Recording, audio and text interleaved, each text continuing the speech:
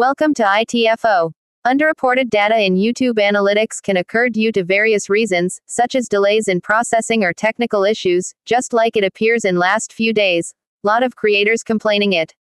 To address this, 1. Wait for updates. YouTube Analytics may take time to process an update.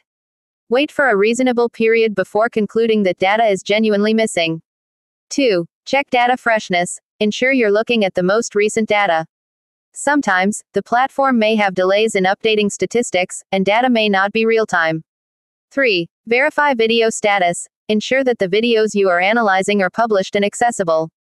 Unlisted or private videos may not have complete analytics data. 4. Check account status. Ensure your YouTube account is in good standing. Issues with account status could impact data reporting. 5. Contact YouTube support. If the problem persists, reach out to YouTube support for assistance. They can provide insights into any ongoing issues and help troubleshoot specific cases. Remember that occasional discrepancies in analytics data are not uncommon, and it's essential to consider potential delays and technical issues before assuming an error. Thanks for watching.